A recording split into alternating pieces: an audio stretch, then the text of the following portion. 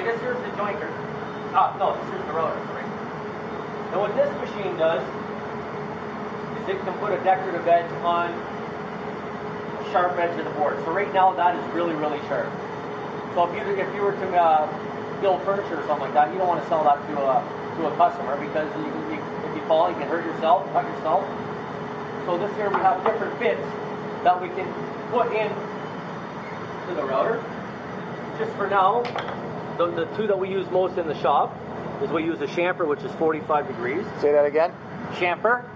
Mr. Neil likes that because I put a chamfer on everything. Or you can put a radius, which for the Muskoka chairs we put radiuses on the edge of all the boards. But right now we're going to put a 45 so it's not sharp.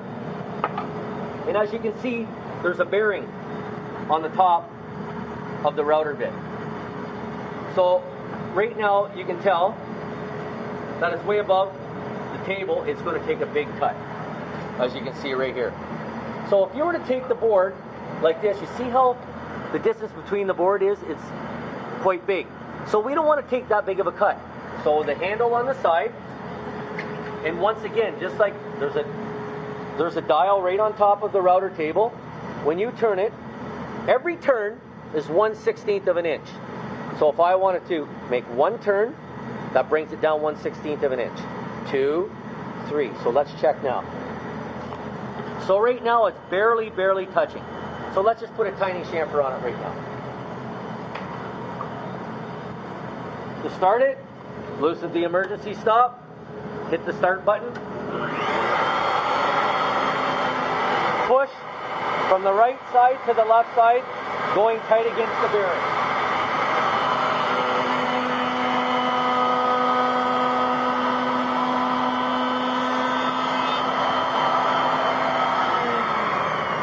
As you can see, it puts a nice edge on the side of the board, and it's not sharp anymore. Now, if I wanted to change the router bit, there's a key. In the key, there's 2 dowels that sticks inside the plate. You put it on, and you turn counterclockwise. Right.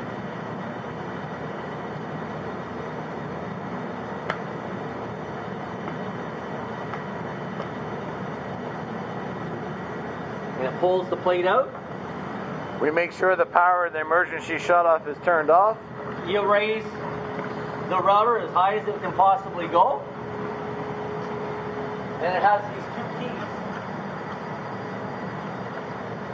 So you put one key on the bottom nut, one key on the top nut, and you turn counterclockwise to loosen it off.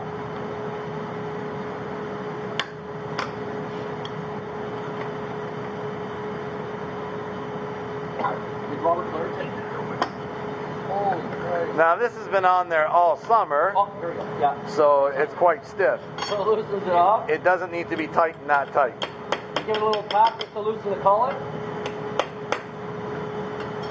The router bit comes off. Now we have 2 different sizes. We have a 1/4 of an inch for the 1/4 inch shank, or we have the 1/2 inch collet for the 1/2 inch shank. For if you're doing a lot like really heavy material, you want to use the bigger size.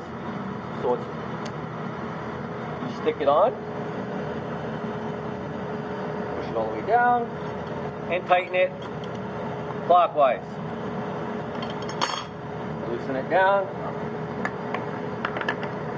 Now the red circle also is a good guide for where your fingers should not be when you're using this tool. The direction of feed is written right on the table, but as you're putting your piece across, you can creatively put your hands on the wood in areas where it is not making contact with the blade.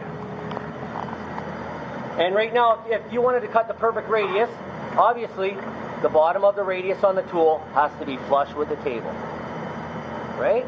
Just so you can kind of feel. Now if I wanted to put a radius on there, we'll cut this. Now this radius is a 1/2 inch, so it's quite big of a cut. But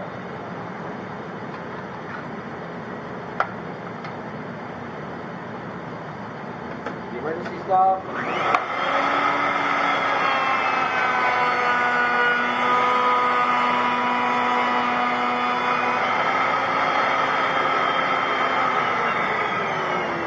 put a perfect radius on the board for you. And when you're cutting a radius, you cut slow.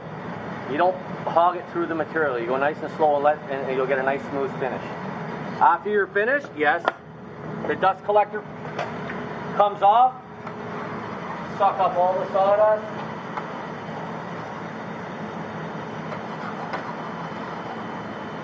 Put it back in. Wind it back down towards, so nobody cuts themselves if they put it on without not knowing, or if there's someone fooling around. And that's the safety on the router table.